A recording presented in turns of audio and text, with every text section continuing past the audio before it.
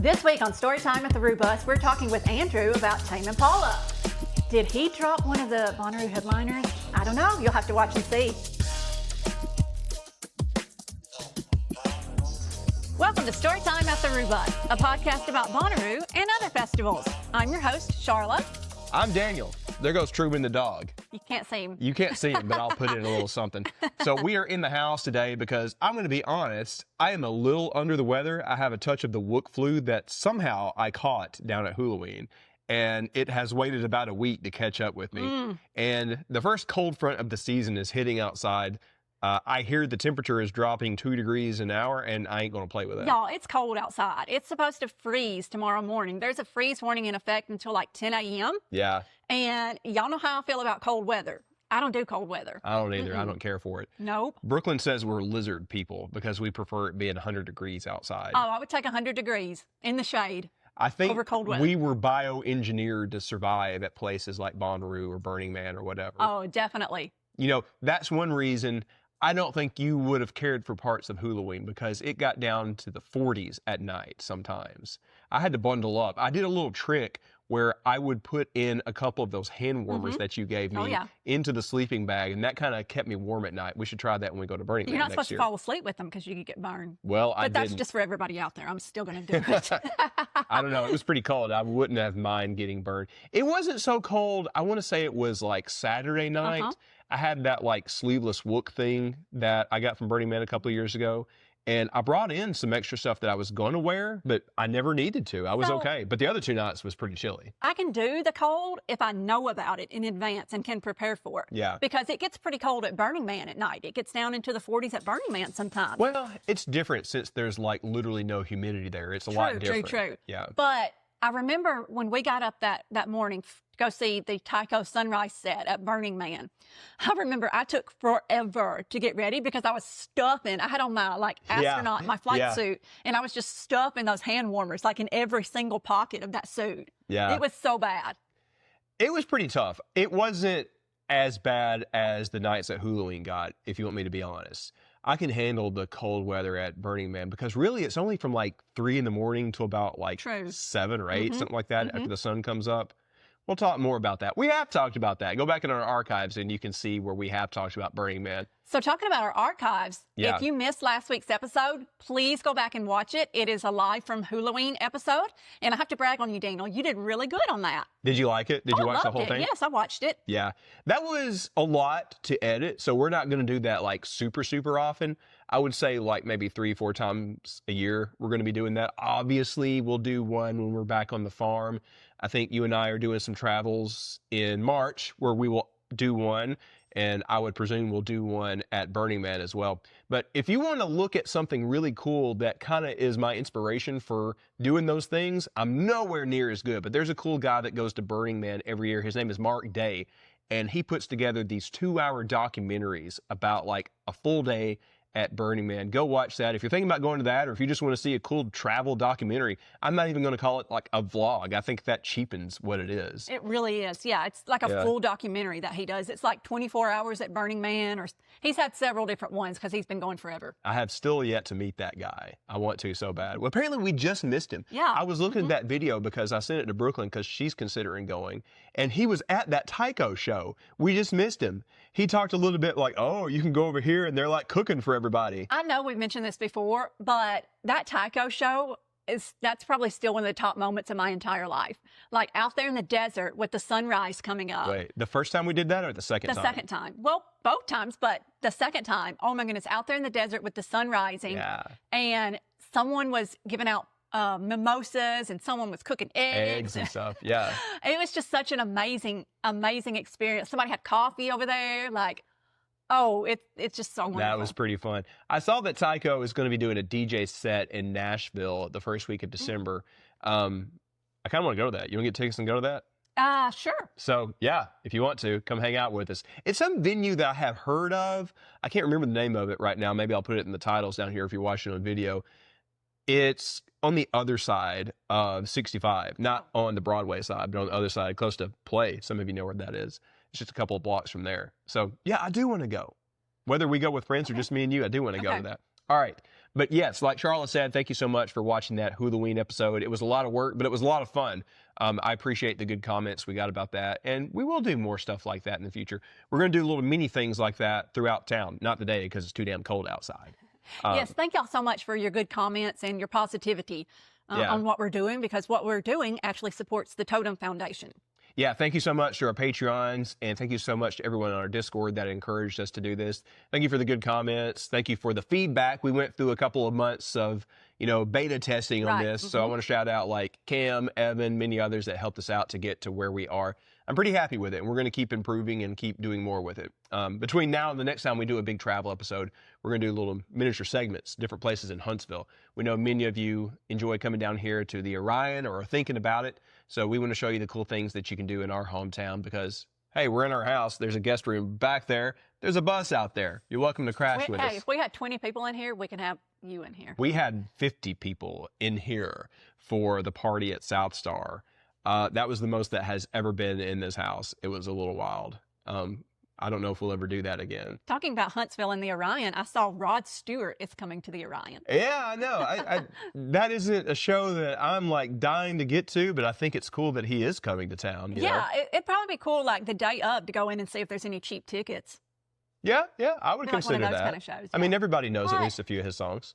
Also, like, you got to go see these old timers before. How old is he? He's got to be 70. He's got to be our parents or even older. Yeah. That age. No, he does have some bangers. How old is Rod Stewart? I don't know. You look that up. I do have something to talk about while she is looking that up. So speaking of parties in Huntsville, I would love for you to hold the date if you are in North Alabama or a close enough drive. We have reserved the Speakeasy at Straight to L at Campus 805 here in Huntsville for Saturday, December 27th for a bit of a Totem holiday party.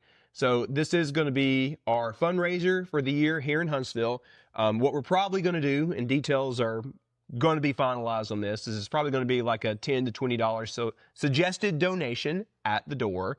We're going to have a couple of DJs. There's going to be a costume theme. We're going to do some other fun stuff. So we thought about doing a New Year's party, but New Year's is like in the middle of the week this year. We know a lot of other people may have like family plans or other parties already. So we thought like, hey, why not split the difference and have something between Christmas and New Year's, since that time period where time comes to a stop is on a weekend this year. So again, Saturday, December 27th, here in Huntsville, the Speakeasy at Straight to L in Campus 805.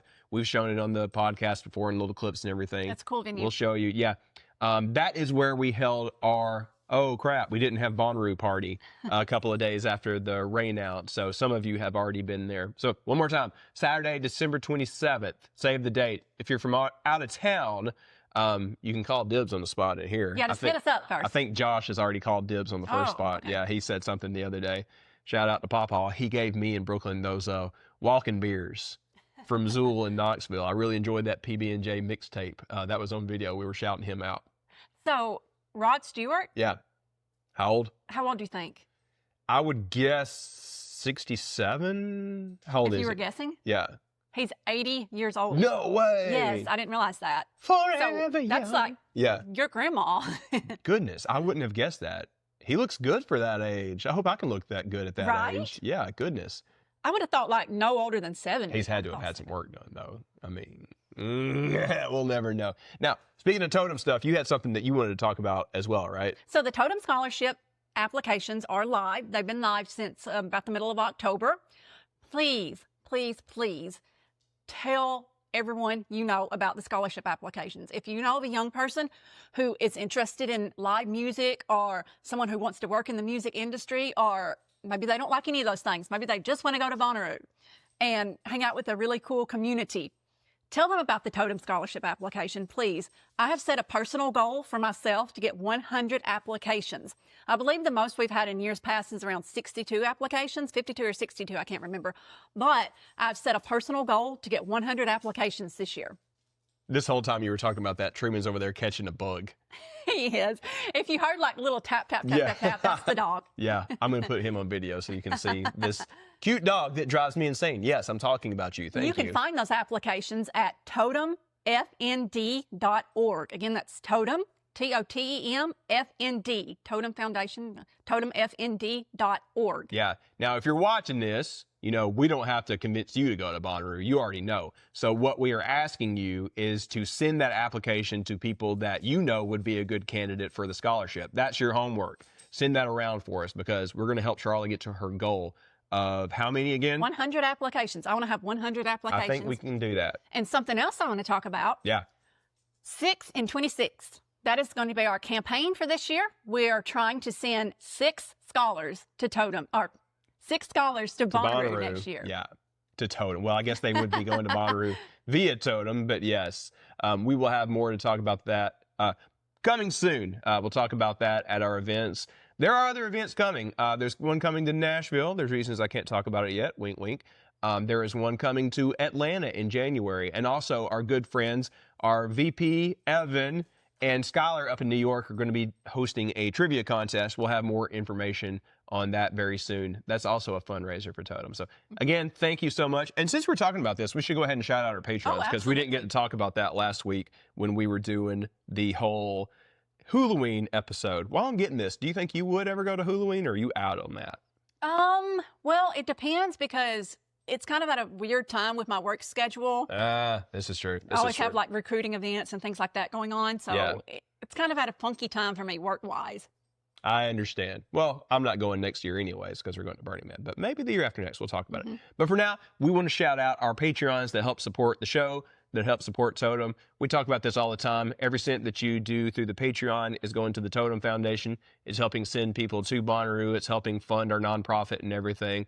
Sharla, shall we go through the names? I think we might have a new one. Sure. Jared, Olivia, Claire, John, Lexi, Danny, Lisa, Delaney, Brady, I Am Rave Dad, Courtney, Casey with the Texas Roo Crew, Christy, Jums, David and Aurora, String Bean, Sack and Jeremy, Amber Sharkey, Andrea, JB, Sam, Austin, James, Hygiene Queen, Chris and Shy, Dan, Ernst, Harris, Keith, Casey, Maddie, Bruce, Butler, Andrew. Skip Nick. Oh. We love you, Nick. All right. It's because I was trying to look at the camera and read. Yeah, it's okay. We got to Kent. All right. Nick, Maddie, Bruce, Andrew, Kent, Randy, Bosco, Eric and Ben, Evan, Chloe, and Sean. Thank you. I always see a couple of names that I want to shout out when we're going through that list. As we record this, Chloe is at the Vikings game. Skull. I hope they win. Also, Eric and Ben, I heard that it was a big deal for their son that got his last track event this past week. So awesome. Shout outs to everybody in that household. That was a big deal. That's cool. We're proud of everybody over there. There's many others. Some of those people in that list were down at Halloween with us. I had a great time with you guys. Now, we've gone on quite a bit. I think after our main segment for the week, we have a couple of things. You have a weekly pick that I concur with. We'll talk about that as well. Got some other fun stuff. Also, we're going to talk about lineup stuff. So here in just a moment, we're going to talk with Andrew. You've heard him on the show before. He is our resident Tame Impala guy, way more so than me. And also, he's one of the moderators of the Rumor and Confirmation thread on Reddit. So most of what we're going to talk about here in just a moment is about the new Deadbeat album. Andrew has been to 3 of the shows on the Deadbeat tour already because he is insane and I love him to death. He went to 2 shows in Brooklyn. He went to 1 in Chicago. He has a lot of thoughts. So do I. I haven't been to one of those shows, obviously, but he has, so I'm picking his brain about what he saw. And we also have some deep dive discussion about the album as well. But at the beginning, Andrew has some news. He felt brave enough to drop one of the 2026 headliners. And for the record, if anybody at the Bonnaroo office is watching this, he said it, not me. I had nothing to do with this. We did not conspire on this. Andrew Kilo. Yeah. I think that's how you say his last name. He's in Atlanta. You can find him if you want to get somebody in trouble. See Andrew K on the internet. It's all good. But yes, he does have some news to drop at the beginning of our segment. And when we come back, we've got a couple of little tidbits of news to talk about as well. Nothing as big as what Andrew has to drop, but we'll talk about that as well. So let's go ahead and jump into that, and we'll see you right back.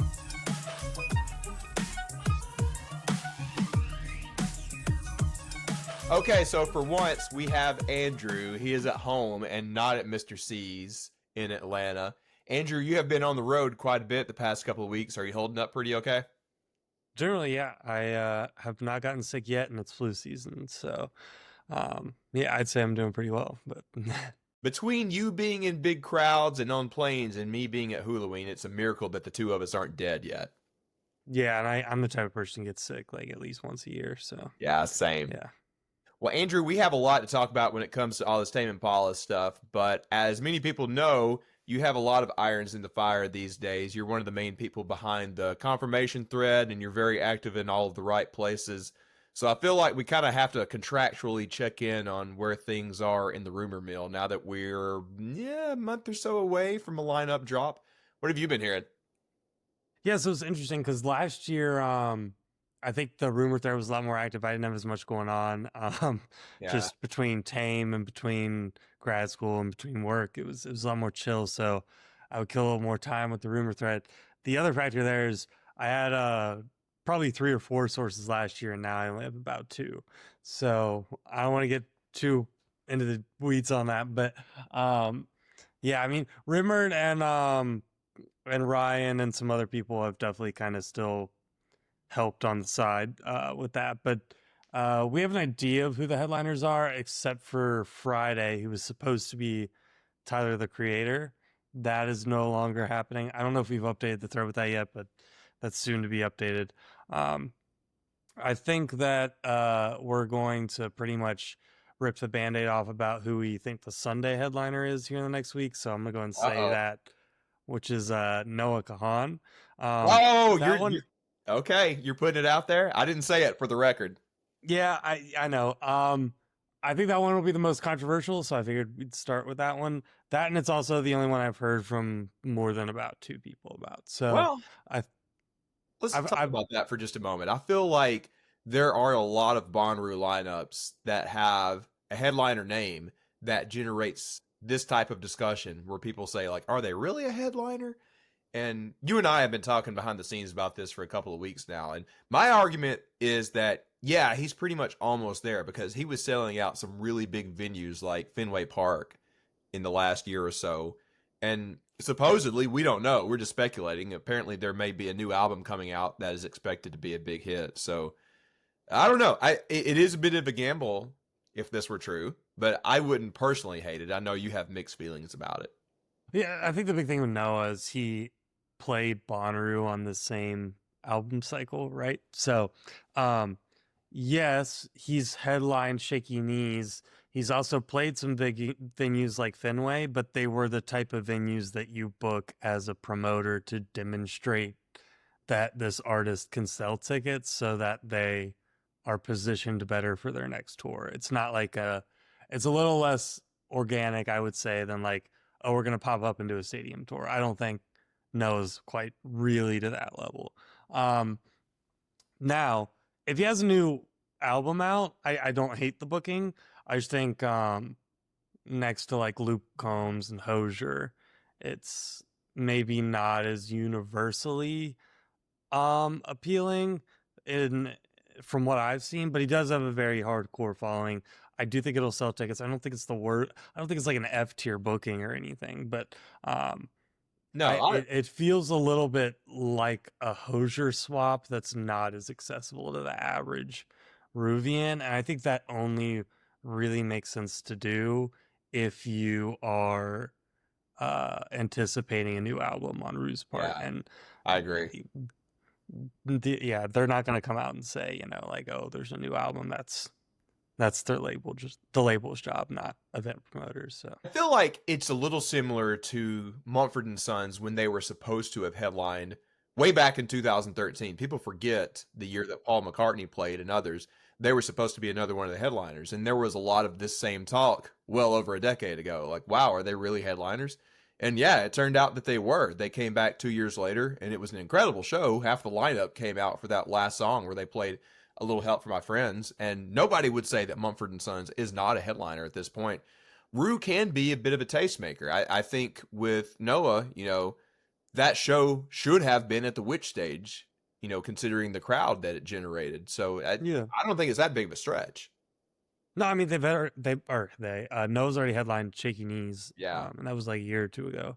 Yeah. So I mean, there are some Atlanta-based artists like Run the Jewels that have also headlined Shaky Knees that would barely be bigger than a 10. I mean, they probably would still be Witch Stage, but that have also headlined Shaky Knees. But Shaky Knees has also pulled off, more expensive iterations of Foo Fighters where they play for like 3 hours of Shaky Knees, and they only played for like an hour and a half at Roo. So, there's yeah, one other lineup thing I want to talk about, and do not drop this name.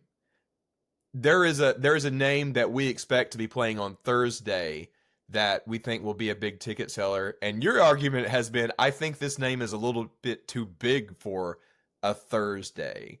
I just want to expand on that just briefly. Don't say it's too big for a Thursday, because Yeah. from what I've heard, they've had trouble booking them. And yeah, I think at this point, as not to knock any of the main 3 headliners, but if that rumor's true, it might end up being the biggest headliner of the whole weekend. If it's true, I'm very excited, man. Yeah. I've been wanting this for a little while. But we need to bite our tongue before we accidentally say anything, especially considering it's not finally just yet. So, yeah.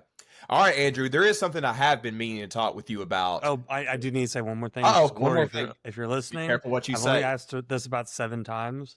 Yeah. Black Moss Super Rainbow. No, I'm just kidding. I think that needs to be my new meme. I just sneak in there is to incessantly ask him to book them. So if we're making requests, I also requested a Tycho Sunrise set, and after seeing them last week, I am dying to see Glass Beams on the Farm as well. I think they would absolutely destroy a sunset or late night show. You like Glass Beams, right? Have you seen them live? Both of those would be really. I endorse both of those. I might actually pick Tycho over Glass Beams, but I think Glass Beams is more of a Roo type booking, if that makes sense. Well, both are really. I think both are, but I think Tycho's a little more electronic leaning, and some people are very stubborn about that. So, by the way, I hope you can go to that Tycho DJ show with me in Nashville. We'll talk about that later. That's your Christmas. I'm gonna try. Present. We'll see. That's your Christmas present if you can make it. All right. See if Georgia Tech makes the ACC championship. Oh well, that's a longer discussion after last weekend. Sorry, Andrew. Just shut up. Okay, I've been to get you on. I was saying you're gonna get me on a rant about Georgia Tech's defense last week if you keep that up. So go ahead. Well, I didn't see it. I was at Halloween. Well, I'm an Auburn fan, so I'm suffering already. I say you fired your coach, and they're trying to hire Georgia Tech's. Okay. Well, I hope they pick it up because I got Miracle some tickets to go to the Iron Bowl here in a couple of weeks. It would be amazing to see an upset if at all possible. Okay. The interim bump. Anyway, we'll see. Anyways, I've been meaning to get you on for a couple of weeks. We're like 2 or 3 weeks late on this. So Deadbeat dropped. Obviously it's a big deal for me and you both. There's a lot of Bonnaroovians that love Tame. One of these days we'll get them back on the farm. Not this year. But first of all, I want to hear your summary of your thoughts on the album itself. Like, you've lived with it for a while. I'm sure you've listened to it dozens of times. You've probably formed your opinion. So, like, first of all, how does it rank with the other 4 Tame albums for you at the moment? So, I mean, obviously it's not Currents or Lonerism level. Just because those are, like, above virtually everything. Yeah. It's too difficult to compare to Inner Speaker, in my opinion, just generally. Like, it's just such a different album. I've gone back and forth as to whether I prefer it to the Slow Rush. I would say when the Slow Rush first came out, I'm about on that level with it right now, where I liked the Slow Rush, but it wasn't anything like a 9 or a 10 out of 10. And then it slowly kind of grew on me.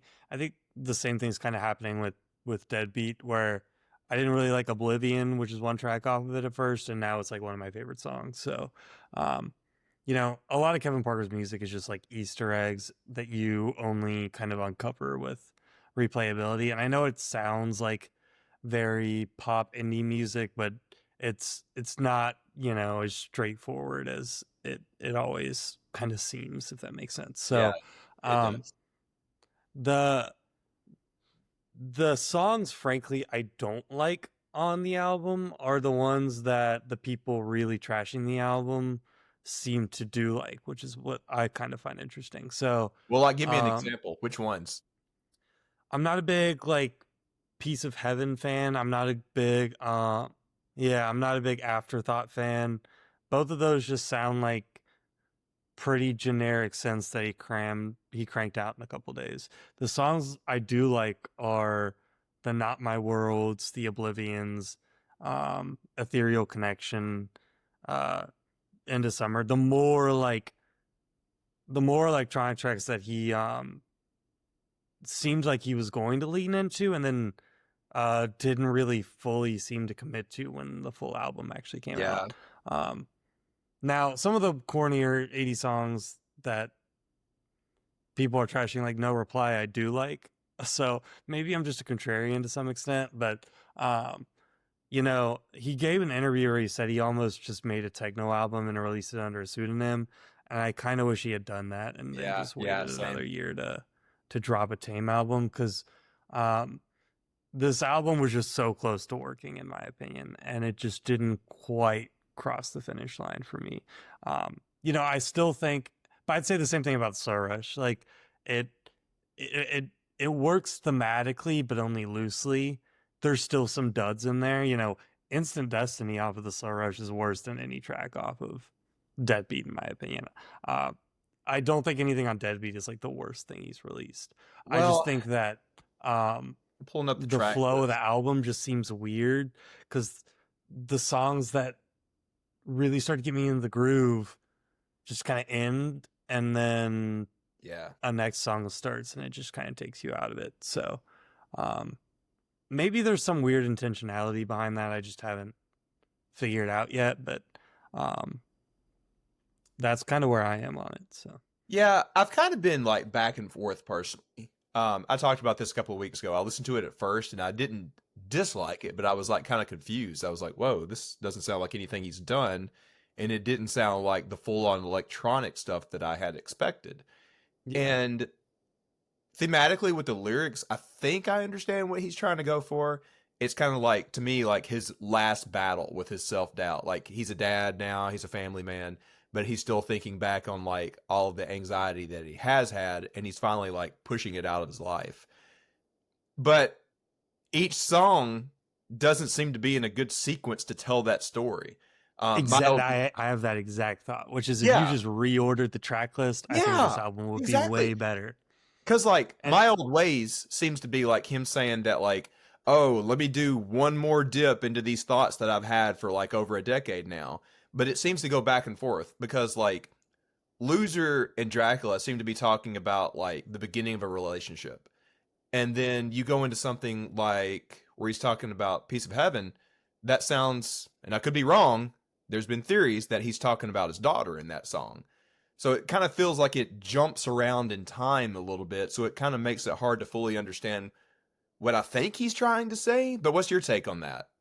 Yeah, I mean, I 100% agree. I think, you know, it's weird because you could have had like, I'm slipping into My Old Ways, and then Dracula where he actually like has slipped into it, and then No Reply where he's a little too like inebriated or something to fully understand his circumstance. And then there's a line in Oblivion where he's like, if I can't have you, my love, I'm going to Oblivion.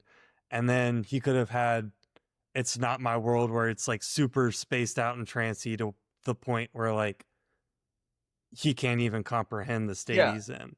If that had been the first 5 song sequence, like I think that's perfect. Like I don't understand why the track order is the way it is. Cause like I don't know, you could have had some other song between like Not My World that was a little more electronic and Ethereal Connection, and then brought back in like the love angle at the end.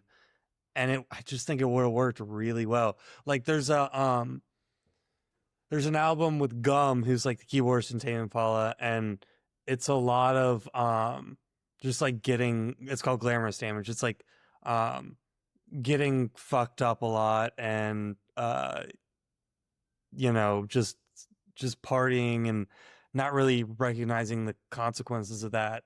But he intentionally kind of walks you through like 4 songs in a row are like very like driving like funky 80s party style songs, and then there's one break with New Eyes where maybe you get a little too spaced out or whatever, and it's brought back, and the same song that's the first song starts over, and then there's 3 more like party songs, and then the last 3 or 4 are like a hangover where they're all like slow and like um very, I don't know, I haven't really like thought about how to articulate that album as much, just because I don't really use it as an example, but um that album, like the track order was very thought through, and I feel like all the pieces were there on Deadbeat except for maybe like one, and they just were never quite put together in the way that I probably would have. But I mean, Wish he would explain more of it. Like, I've listened to a lot of these same interviews that you have where I'm trying to, like, pick up the Easter eggs about what he's talking about, but he seems to be a little cagey about it. There was a podcast yeah, where Kevin was talking about people trying to interpret the lyrics on Genius. And he's like, they're wrong. The only person that knows this is me. But I'm but like, they bro, didn't just tell us. expand I want on to it. know what you're talking Yeah. about. He's kind of like mysterious in the lyrics, It seems like he's trying to say something, but it's tough to decipher exactly what it is. And I'm really curious about what it is, because in the slow rush, it sounded like he was finally beating off the demons. It's because, like, It Might Be Time to Face It is about getting older and kind of being okay with not staying up late at the party. So it kind of feels like this is a little bit of a regression, unless he's just like trying to show how he thinks the old version of him thought. But maybe I'm looking too deep into it. I don't know. Yeah, I mean, it sounded to me like, I don't know. He gave some interview where he was talking about how Afterthought, he didn't start that song till like the rest of the songs were in the mixing stage, and I kind of wonder whether he just either overthought it at the end, or he like really put his heart and soul into like half the album and then just rushed the other half or something. Yeah. Which would be the type of thing he would do, because he said he worked on Dracula for 2 or 3 years, and I mean, the production quirks in Dracula are. I know it sounds like a simple poppy song. If you listen to the instrumental for that song, there's like some little production quirk like every other beat. Yeah. It's almost overproduced, frankly. Like I've come to appreciate it more. But I've come to Yeah. appreciate Dracula way more, and I've come to dislike Loser even more. I completely agree. Yeah, Loser 'cause might be Loser- my least favorite song, but I didn't want to say Yeah. that because everyone loves it. I It's don't way like too Loser. simple. It feels to me like Kevin should have given that song to somebody else instead of it being a Tame song, because it sounds way too poppy, way too simple. Like, it doesn't It have sounds like any a of the song words. he would collaborate with like Joe or something on, Yeah, like DJO yeah. or whatever. Yeah, who is in the music video? Like maybe that. Yeah, I don't know. I do think Loser is the weakest song on the album. There's other ones like See You on Monday that are pretty bad. Yeah, I don't care for that one Afterthought either. and Yeah. Piece of Heaven, I would say, are like middling. Again, I still think all those are better than like Instant Destiny, but if I was to rank like the 10 worst Tame Impala songs off of his major 5 albums, the fact that like 4 of them would come off this album is not a great endorsement of it. But I also still think like he was really close to making this thing work. Thematically, I think it still works. I think a lot of it's the track order. I think a lot of it's not having the self-confidence to make the more electronic stuff click. Yeah, And I maybe agree. that's like part of the self-doubt. I don't think that really works in that context, but Yeah. but it also makes me more excited for the next album, because I think he's going to try to kind of perfect that electronic sound. And now that people maybe have dialed expectations in a little, I think, and maybe this is just me glazing as a fan, but I have to imagine, given some of his other work with like the Confidence Man remix and Justice and all that, that he really has the potential to do some cool club sounding stuff. Ethereal Connection's an amazing song. I love that one. Oh, gosh. Okay. We have so much to unpack. so- There's like a couple of things you just talked about that I want to come back to. But first of all, since you just talked about it, Ethereal Connection, I feel like is probably the most complicated song on the album. I want your take on this. My interpretation has been that the kind of EDM breakdown in that song is supposed to metaphorically represent a panic attack. Because there's a lot happening there, and I think like that is supposed to be him like having so much happening in his mind that it's hard to like stay calm and rationalize it all when he's talking about all the other deep stuff. But how did you come away from that? Yeah, I mean, I think a lot of it is obsessing over a partner, but you don't have the way to, articulate it. Yeah. And you're running through different scenarios of how to actually say that to someone or articulate that love to a partner. The anxiety attack, maybe to an extent, yeah, I think it's more just like getting caught in a thought loop that you can't quite escape. Yeah. If that makes sense. So that does make yeah, sense. Now, but the other thing I want to talk it's about, you were probably my talking favorite song about. on the album. Oh yeah. Yeah. Yeah, it's on up there for me. Well, I just pulled up the track list while you were talking about some of the individual ones. I would say personally, my favorites are, you're probably going to disagree with some of this. I like Obsolete and I like Afterthought. I like how it is a little funky and just a little poppy. We already talked about Dracula and Loser. I love No Reply, and I don't think No Reply is getting the respect that it deserves because of the I silly agree, because of the stupid lyric. Family Guy. Yeah. Yeah, It's like, it turned into a meme, and I think it kind of distracts from how good of a song it really is. But musically, okay, so this is one of the big things I wanted to talk with you about. So I feel that one of Kevin Parker's greatest strengths is actually as a drummer. He's a great lyricist. He's a great guitar player. He's a great production guy, but he is very underrated as a drummer, I think. Yep. And because Yep. he is his own production guy for his drums, he's able to play with all the little things and everything. I think when you go with these electronic drums so much in this album, it isn't Tame at full strength because he isn't able to show off what he has been able to do in the first 4 albums. And I feel like it kind of detracts. And that's the reason I agree that he probably should have done this as a different project under a different name, because like it's taking away a ton of what Tame really is. But I've been dying to talk with you about this. I want your thoughts. yeah, I mean, I almost wish he had just kind of released like 2 EPs as opposed to like an album, where one is like some of the more dancey, like funky tracks, like Obsolete, which I do like. I do like that one.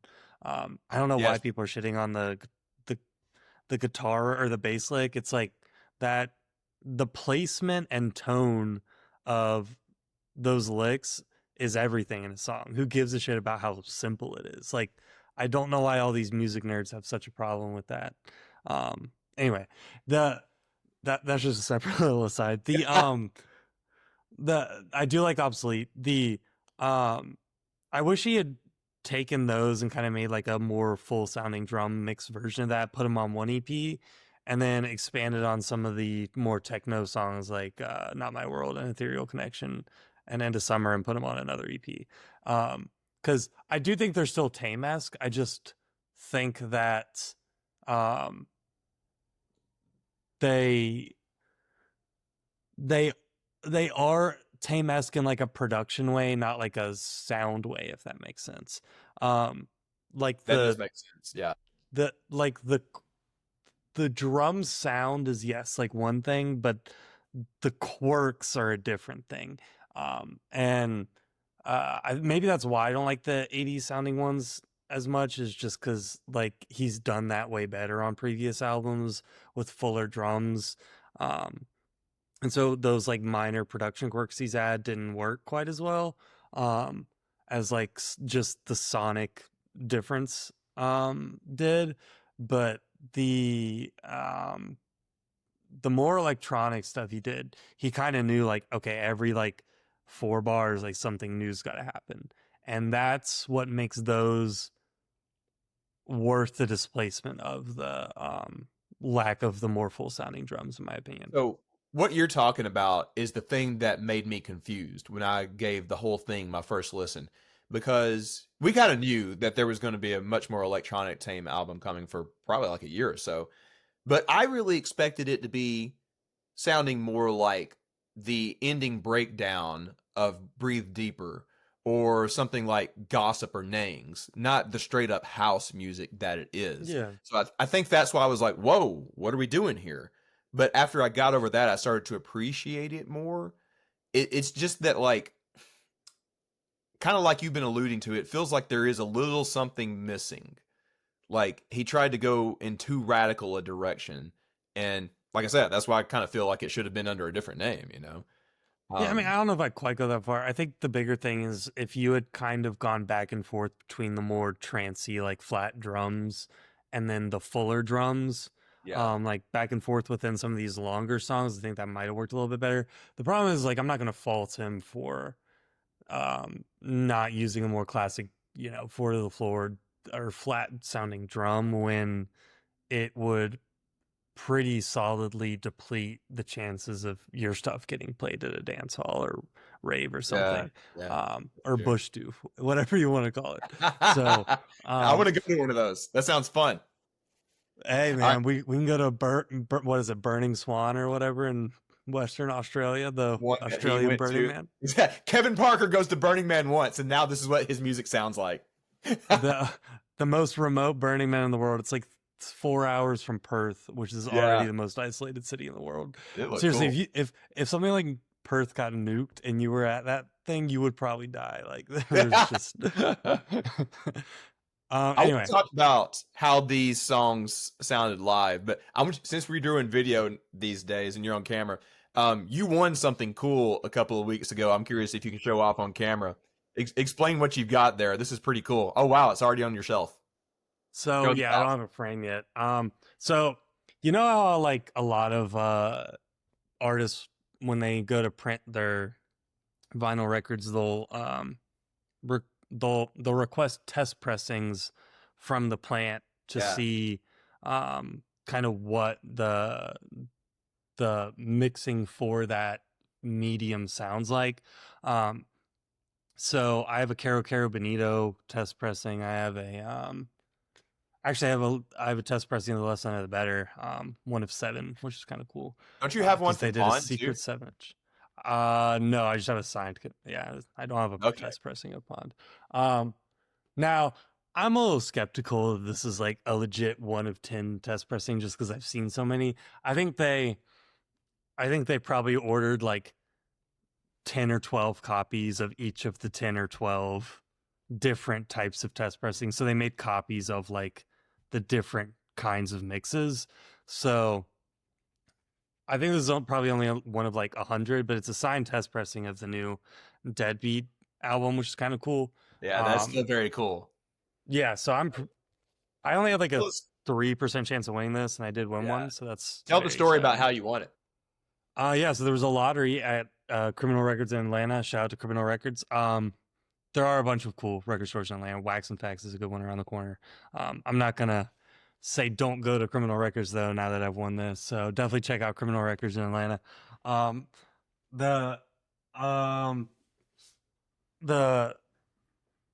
think it was the only giveaway in Georgia of test pressings. But I know someone else in Ohio that won one. I know someone that won one in Texas, I think too. So there ended up probably being like 100 that they gave away total. But you know, most test pressings there's 10 of in existence or something. So I don't know exactly how that all works, but it's so cool to have like something theoretically different. Yeah. That's pretty awesome. You're very lucky. I'm very jealous. Yeah, yeah. So Andrew, you have been. It was a raffle to answer your question about how I got it. Though it was a raffle. Yeah. So. You have been to 3 shows on the Deadbeat tour. You were there opening night. You went to another one in Brooklyn, and you went to Chicago. First of all, weird nerdy question: which venue was better? Ooh, I'm gonna say Barclays, if only because like I don't know, man. United Center's not around anything. Like I had Church's Chicken for dinner that night. I mean, nothing against Church's Chicken, but like I don't know, like even okay, I'm not trying to say anything bad here, but like if you're in the hood in Atlanta, you're not going to Church's Chicken. Like there's better chicken spots. Okay. Wait, are you more of a Bojangles guy? Yes, Bojangles completely blows Church's out of the water. Like, not to be like a fried chicken snob, but like, yeah, it's not great. It's just not around anything. Like, I just thought it was very interesting that for like a city that was a little higher on the list compared to Atlanta, like the development around State Farm is more impressive than United Center. But hey, maybe they have other venues that are better. I did like Barclays, but there was not really much of a line or like hype around getting there early. But that it might just be a function of everyone being very busy in New York and not having the time to queue all day like they could in Yeah, our friend Chicago or Lisa got Austin. there at, like, literally the last minute and was there for the whole show. Yeah. I talked to her down at Halloween. She was our next door neighbor, and she had very good things to say. But I want to hear from you. Like, how was the whole show? You know, with a Tame show, you mostly get the same set list every time. So you saw almost the same thing 3 times. How did it go? How did these new songs play out live? They were good. So let me think. I think Apocalypse Dreams was a pretty good opener. That yeah, is I'd a probably bold opener. no. Yes. It's a great song. Probably like the only caveat there is it was the best show of the Soul Rush tour, and it was better on the Soul Rush tour. But a lot of that's because they're holding back certain production elements for later in the show. So for one of their best songs, you know, that's one of the dials back. I do I'll just get both of the negatives out of the way. That way I can glaze the rest of the show for the rest of it. The production overall was better, but there wasn't like a singular moment that was as cool as the UFO ring kind of coming down at the end of Apocalypse Dreams, and then doing Mutant Gossip with it spinning around, and then the confetti blowing during Let It Happen. I think that sequence, there's not really a sequence that tops that on this tour, or is top. Did the whole gimmick of the in the round stage make up for that? Yes. Well, I would say yes, but the caveat there is if you're in the pit, I would say it's at best as good of a show as the Soul Rush. But if you're in like nosebleeds or seated, it completely blows the Soul Rush tour out of the water. I've seen pictures from the 200 level that are insane. Like the way they get the lasers to go around and hit different tiers of the arena is really cool. Yeah, I saw that. In fact, the show in Austin's happening right now, which is making me jealous. But the as of the time of recording this, but the in the round setup is very cool because if you want to see him at the B stage to do a couple more electronic songs, you can see him there. If you're trying to get something signed, you can kind of be on that connecting barricade. The best spot I still think is in front of the stage, kind of in that big open area. Now, is that where you were? Where were you? So for the first 2 shows, I was kind of in the back of the stage, where the stages kind of connect. And that's how I got Occurrence vinyl signed. And then in Chicago, I went to the other side. And I'd say as a show, that was slightly better just because that's kind of where the drums were a little more forward. He spent maybe just a touch more time in the front. And so, yeah, I don't know. I would say the in the round set was really cool. The lighting is better just because there's like 3 different arrays rather than just 1 or 2. The way it like moves up and down is pretty cool, although again not as cool as the UFO. The confetti goes all the way around, but the draft in the air will end up collecting most of that. So you have no idea whether you're going to be in the confetti zone until like half after the first burst of confetti. Again, the lasers are cool. The video content, and this is not just me being a friend of Eric Doss, who used to be the video guy. Is he still doing that's something? also no. No, he's not. Okay. No, he took some. I don't think you mind me saying this. Some Saudi money. I went and saw. He worked with Dave Chappelle, but he's like, I don't think he like, would do that if Tame was offering the same amount of money. But I don't want to get anyone in trouble. But yeah, but you're gonna make more money doing anything with the songs, and I'll leave it at that. But you were talking about the video production stuff. What about it? Well, yeah. So he used to do video for Tame Impala, and he wasn't always in charge of the content necessarily, but the content I do think maybe isn't quite as good either. Which at a Tame show is important. Now there are still absolutely, I would say it's probably the second best video production I've seen this year, maybe third if I like tie it with the Flaming Lips probably. which is still like 9 out of 10 video content here. We're not saying it's like bad. It was just the star kind of crown jewel of the show before, and now it's kind of taken a backseat to the in the round kind of cohesive experience. And as a cohesive experience, I would say it's better. There's just one or two aspects of the show that maybe there seems to be, from what I saw from a lot of videos and like full shows on YouTube, like more focus on live video. So like there's that now infamous bit where he takes the pee break and for some reason the camera follows him. Did you see the bit where Eric Andre was trolling him? That was really funny. But like, yeah, I like the concept. It's a little weird to see more than once. Like, I don't know. I kind of thought it would be something different every time, but no, it's him going to the bathroom every time. I don't quite get it. That's weird. Yeah. Well, and I do think the idea of like no reply being an instrumental and him just kind of ignoring the band while they play on stage is cool. But yeah, I don't know. It's a little, I don't need to see Kevin P.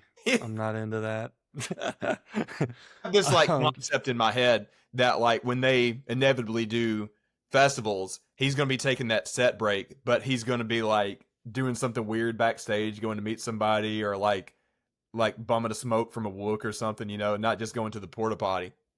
Well, see, you say that, but like the European stage setup is different than in the US, and it makes me like they don't have the in the round there. They're gonna have just what looks like to be a normal stage, and so I'm kind of wondering whether they're gonna redo the video content again for Europe, just because like what else are they gonna put in the background that whole time? Well, do you feel that this short US tour is just kind of like a preamble, like there's going to be something different once they return to the US? Like it's obvious, like you said, obviously going to be something different in Europe. Is this like a one-off thing in the round, or do you think they'll keep doing it? I don't know. I have to imagine there will be more tour dates next year.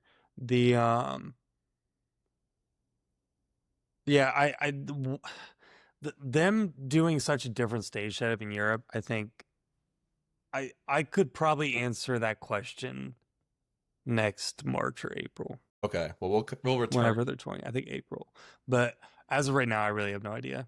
I think it'll probably be a B market tour, so they might just be trying to chuck through dates. But yeah, maybe.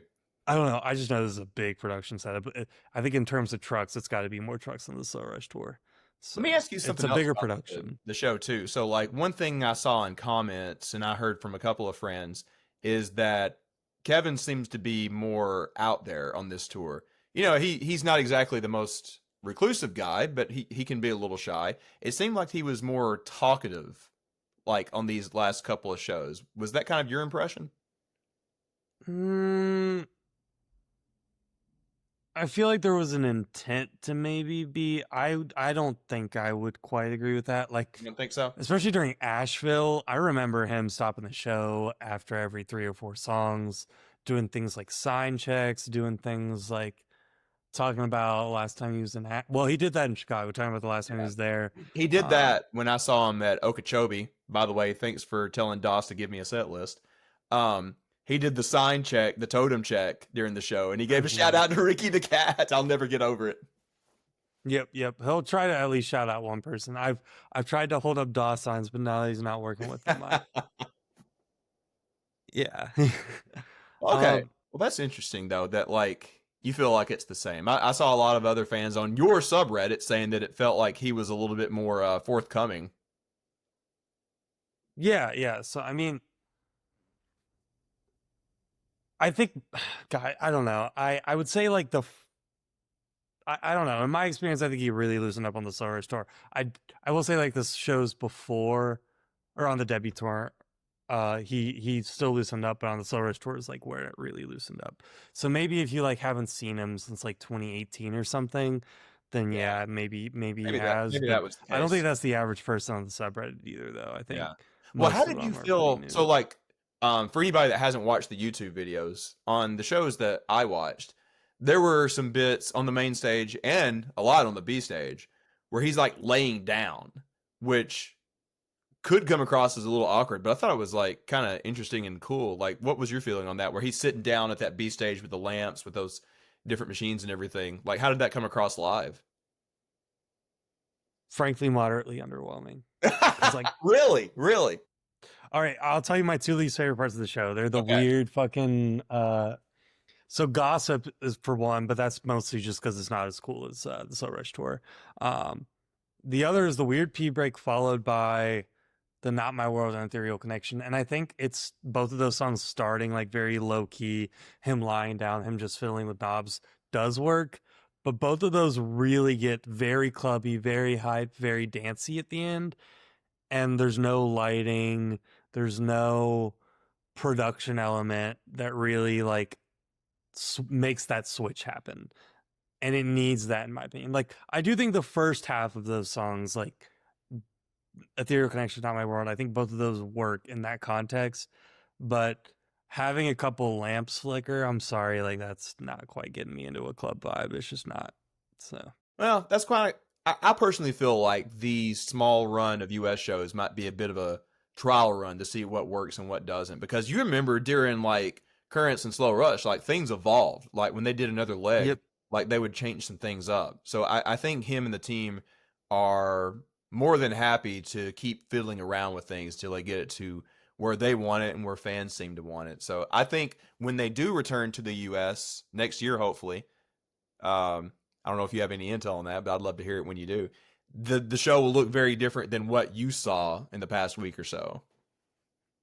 Yeah, I mean, again, I just don't have intel this early. I don't know. I heard there was a little bit of a witch hunt for some intern or something last time. So. Don't get anybody fired, Andrew. My God. No, I haven't. But the concern there is like the fact that like I definitely only heard about the year updates a couple of days before, and so I think my sources kind of reclused themselves a bit, but that's okay. So there might be stuff in the works. I just haven't heard about it yet. Well, if you talk to anybody, send word their way that we would really love to see them at a certain farm in 27. Well, that I will be doing everything in my power to. But yeah, I mean, I definitely, even if I had heard dates at this point, I definitely wouldn't be telling. Well, Andrew, here's my last question for you. How you've seen what, like 11, 12 Tame shows now? I've lost count. Yep, 12 as of Monday. Yep, 12. So how does this rank? Like the 3 shows that you saw on the Deadbeat tour, how does it rank with the other shows that you've seen on the other tours?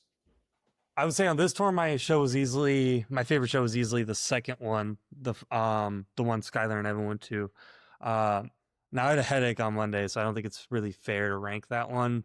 The first show was good. I think it was just like, I'm not gonna say overwhelming, just it needed kind of like a calibration period for me to appreciate it. So show 2 was really cool because they did change it up by a couple songs. We got to hear Expectation, which I was actually at the only show they played that for on the Slow Rush tour. That's so cool. It was kind of interesting that the cool random back catalog song was the one I had seen, but I also got my record signed. I also just think I appreciated the new setup a little bit more on that second show. And I know it sounds like, oh, it's not as good as the Source Tour or whatever. No, it's frankly as a package probably slightly better. Really? You think so? Okay. Yeah. As a package, I would say it's better just from the lasers and the lighting and the interaction and him going around the crowd. And it's just very hard to describe because what made the Slow Rush tour good was like, all right, this video content for this song is really good, or this UFO thing comes down during this song, or the confetti during Let It Happen's cool, which it still is during this tour. And I'd say the first like half of this tour is really good. It's just on the Slow Rush tour, it felt like half the songs had a specific production element that they thought about incorporating it in.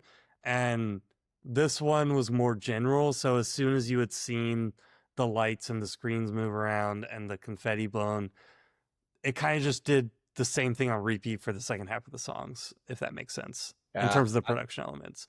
So it's cool. It just, I don't think as many of the production elements like had a specific song in mind at the same level the Slow Rush tour did. But as a whole package, as like an experience, especially for someone in the seats, I think it's way better than the Silver Tour. So, but I do love the concept of in the round, and I know it's going to be next to impossible for them to replicate that when they eventually do festivals. But man, it would be cool theoretically to have them in the round in the what field, dude. But there's no way it'll ever happen. I kind of doubt it. I mean, it's possible, but for Fred, they were like, "Oh, we're working around it, and then it ended up being a forklift." I'm like, "Okay, guys." I mean, that was cute for a couple of songs, but it wasn't the same. I don't know. Yeah, and I don't know. It was just one of those things you got to add to the list of like Frick Flack Blackjack getting completely screwed over with like two fold out tables or whatever it was. The Infinity Stage. It's like, just say like, we don't really have a good solution, but we are still going to incorporate something to make it happen. Like if they do an in the round thing, it might end up being that. So there's one other interesting thing about this, like Tame does an in the round show, and then like a week or so later, like Radiohead is doing almost exactly the same thing. Yep. I looked at their stage setup and I'm like, do y'all have the same guy putting this together? It looks very similar with like the rotating video screens. I think I can say this now. The people who did Tame is a company called Core Design, different than the Solar Tour. I don't think they did Radiohead's tour, but Core, I followed them on Instagram a month or two ago when I found out that they were, I don't know, I'm gonna get someone in trouble, so I'll shut up. But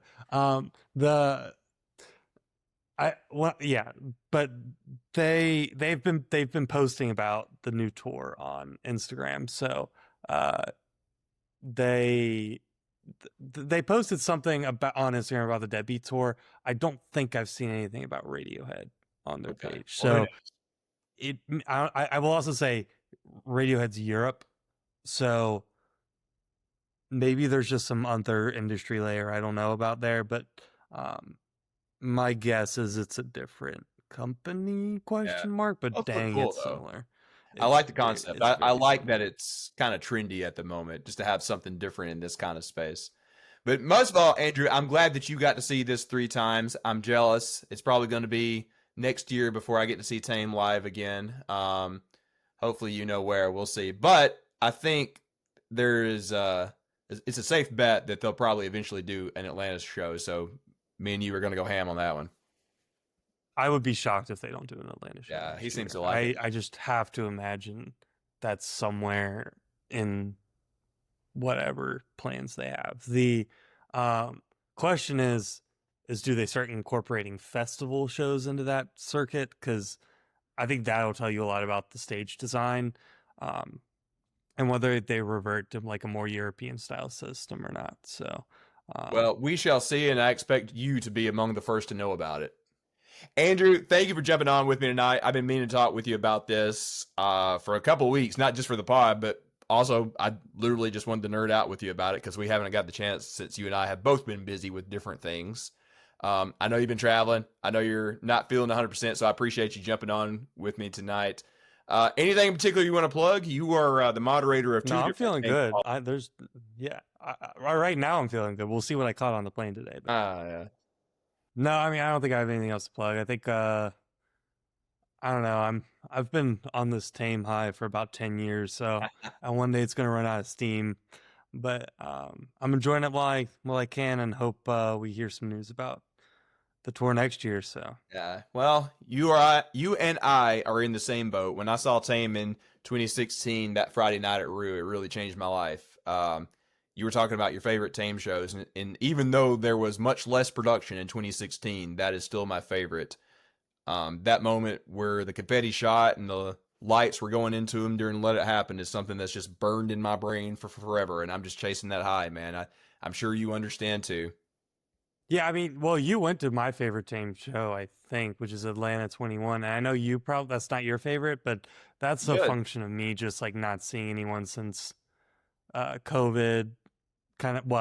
Anyone that was like on my top 5 artists list since COVID, and a mix of just that really was kind of my peak of the Tame fandom. I think for me was 2021. So yeah, I mean, I think just everything kind of culminated at that show for me, I think. So. Yeah. Now, Desert Days Lonerism, probably number 2. Yeah, should have been there. Number 2 for me was Okeechobee. Got the set list. I was literally front center on the rail. Kevin shouted out Ricky and actually kind of talked to me for like all of 5 seconds. That's tough to top. But I'm going to try to top it once they come back to the States, man. But yeah, again, Andrew, thank you so much. I imagine we'll be talking with you again before too long when the lineup drops. I know you'll have a lot to say about that too. Yep. Yeah, I mean, I would say the show last Tuesday in New York is probably still a top 5 Tame show. So and I've seen 12. So definitely go see him if you can. I wouldn't worry as much about paying for pit tickets. It's still probably slightly better in the pit, but not by enough of a margin. I'm doing the pit. Insane ticket prices. Yeah. So yeah, dude. Well, I'll see you before too long. Yeah, I'll talk to you soon.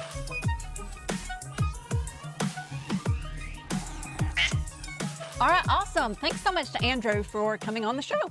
I told Andrew, I'm like, oh, let's go for about 20 minutes or so. It's going to be a short episode because we did that big Halloween thing, and then we ended up going for about an hour because we had so many like deep things to talk about with Tame Impala stuff. I overheard you talking to him, and you said, oh, I won't keep you very long. And then it was like 2 hours later. Well, we stayed on after we were recording because we had a lot of top secret things to talk about. Ooh. But yeah, I want to get your take on what he dropped, by the way. I did not ask him to do that. We didn't plan that. It just kind of happened. I'm not trying to get him in trouble or whatever, but what is your take on Noah Kahan being one of our headliners? So, my take, I grew up in the era of 10 Noah Kahans. Mm-hmm. So there was the Lumineers, there was Mumford, there was pretty much everybody was doing stomp clap. We lived in the stomp clap era, yeah. But I realized that he is extremely popular, especially with a younger crowd. So it's whatever to me. I mean, I don't really go for the headliners. I go for more undercard artists usually, unless there's just someone amazing like McCartney or someone. I tend to go for the undercard. So it's whatever to me. Yeah, I'm kind of cool with it. When I first heard about it, I was like, huh, really? I feel like there is a headliner that we have every year that generates that, like, are they really a headliner now discussion? And I think I talked about this with Andrew when we recorded. I can't recall right now because that was 2 days ago now.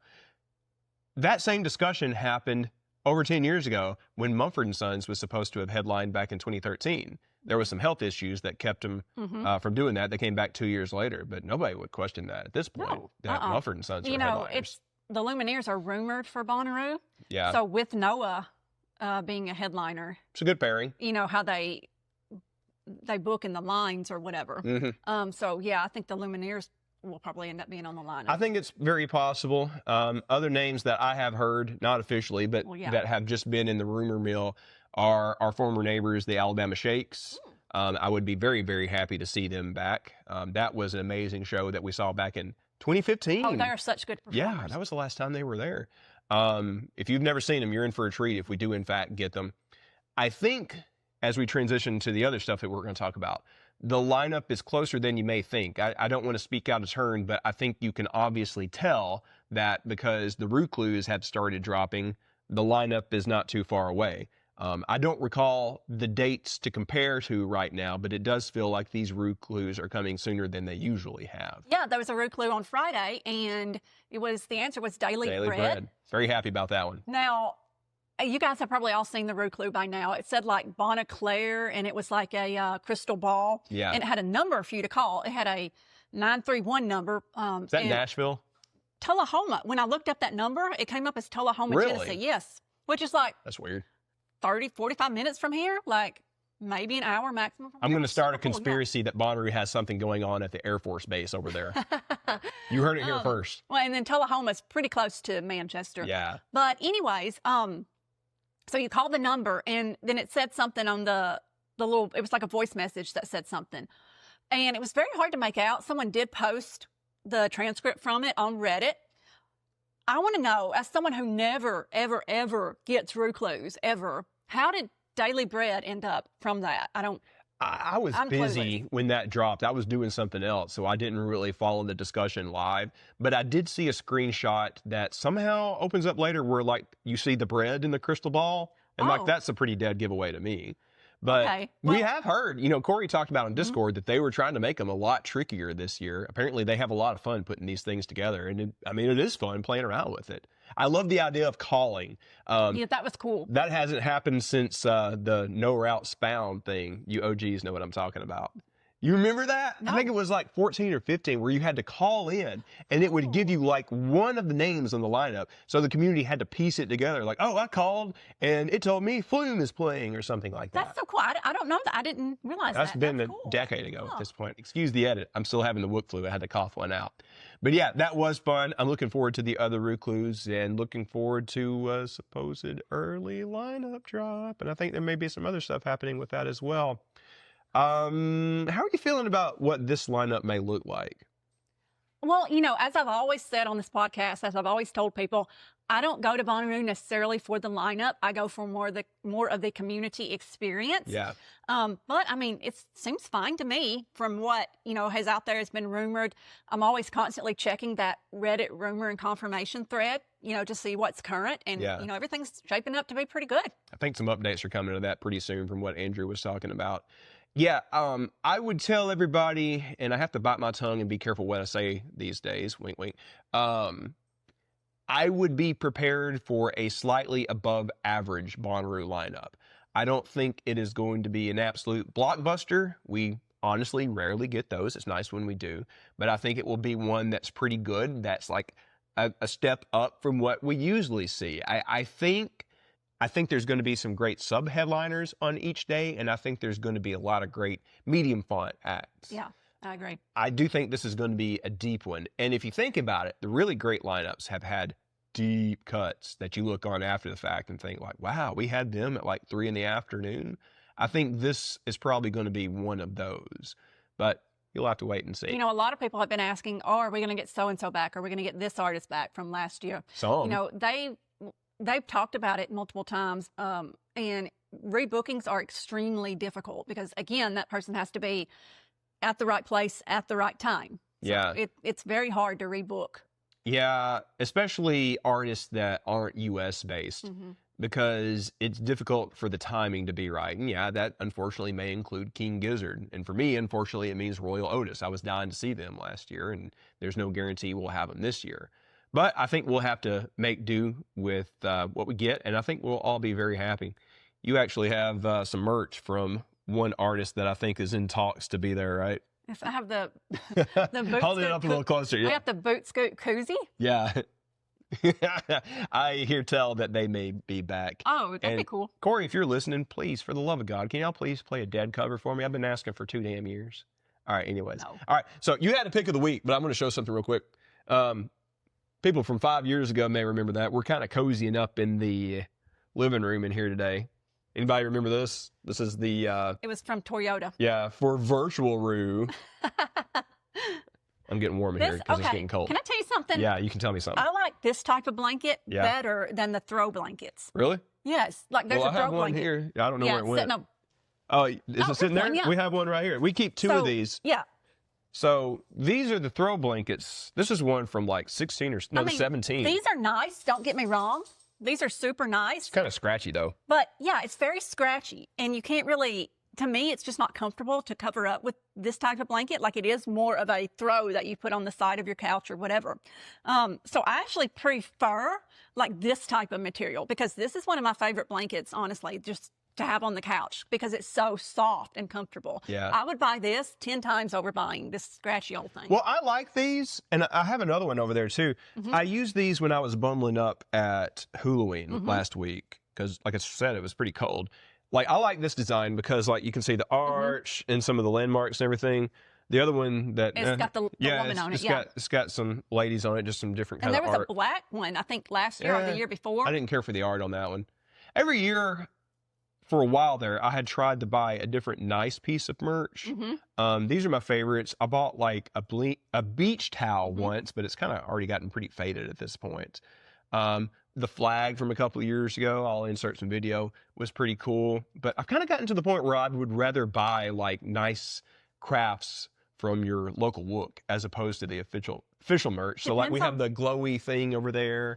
Depends on what it is, because for the love of God, a Rufus plushie, Oh, Rufus Stuffy. That is my that number would one sell one. out on Thursday. Why? That would sell out the first hour on Thursday. Why haven't y'all made that? Name your price for a Rufus plushie. Like, literally up to $100. I'll buy it. Like, even if he's just like that big, I will buy it. Please. I'm going to keep pestering him about that too. All right. We've gone on plenty. You got a pick for us this week, and I co-sign on this. I do have a weekly pick. Now, this is not a music pick. This is a movie, Weapons. Mm-hmm. So this movie came out, I want to say around August, and I had actually never heard of it until I just happened to see it on streaming, and I was like, oh, this looks cool. Let me watch it. It was when Daniel was going to Hula, and I wish I had seen it in the theater. It is so good. It's a horror movie, but it's also a mystery movie at the same time. So you're having to like figure out what's going on while you're watching the movie. It reminded me a lot of the movie Stir of Echoes because it's got that horror mystery theme in it. And it's the type of horror movie that it's not too much. And it's not just, there is a couple of gory scenes in there, don't get me wrong, but it's not showing gore just to make it a gory movie. Well, it's still ranked a 10 out of 10 on my WTF-o-meter, though. Well, yeah, There's some clearly. weird stuff in that, yeah. But it's so good. Josh Brolin is in it, and I can't remember the actress's name, but she was in Ozark. It's the girl from Ozark in there. Yeah, she was the Silver Surfer in the Fantastic Four movie this year, too. She's a great actress. Yes. Yeah. So, I mean, it's so good. Definitely check out Weapons if you want to see a really good horror movie. Yeah, I totally agree. I'm not big on horror movies. I've gone on the record about this, but I actually really enjoyed that one. I mean, I'm not even a huge, gigantic horror movie person, but I like ones like that where it's like just not too much. I do want to talk about it, but anything I would say would give it away. And I don't want to do that. It's better if you go in not knowing anything. The less you know about this movie, the better it's going to be when you watch it. Exactly. So I guess that is our co-signed pick for this week. I don't have anything else. I've been gone. I haven't watched anything. Well, no, we've been watching. We have shows right now that we're on. We're on Nashville 911. We got to watch that. And I watched that out of spite. You watch it for the snakes on the plane kind of. It is ridiculous and overdramatic, but I still like seeing it. Like, oh, I know where that is. Exactly. Yeah. That's why it's fun. Special Victims Unit. Well, because we've been watching that for like 20 years. Yeah. Who hasn't? And then, of course, we always watch John Oliver, and then I feel like there's a couple other shows. I want to shout out my favorite sketch of SNL all season that was on last night. It was so good. I think it was supposed to have taken place in Nashville. There was these two girls that was on a mechanical bull, and it kept getting trippier and trippier and trippier. I love that. That was so good. Go watch that. That was one of the best I've done in a long time. It was on the episode that Nikki Glazer did, but that bit that's one of my favorites in the past couple of years, honestly. I need to talk to Skylar about that. There was another one that came on, another sketch that came on after you went to bed. Yeah, I fell asleep. I had to take some cold medicine. We'll watch it later. Yeah. And then we're watching Welcome to Derry. Oh, yeah. We haven't watched episode 2 of that. Episode 2 yet. All right. We'll watch that in a little bit after you get your grad school work. Charlotte's doing grad school. No, don't tell everybody that, please. Well, too late.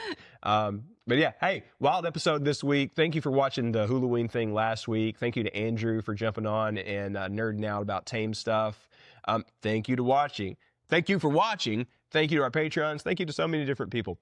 All right, we will have some, kind of low-key stuff the next couple of weeks, but big news is coming, and you know why. So stay tuned. We'll have some more announcements. But remember, I want you to save the date. Saturday, December 27th, here in Huntsville. We're having our Totem/Rubus Halloween holiday party. Y'all, I just got this Wook flu and it's messing with my head. I want you guys to tell everyone about the Totem scholarship applications. Please. Yes. TOTEMFND.org. Send it to a friend.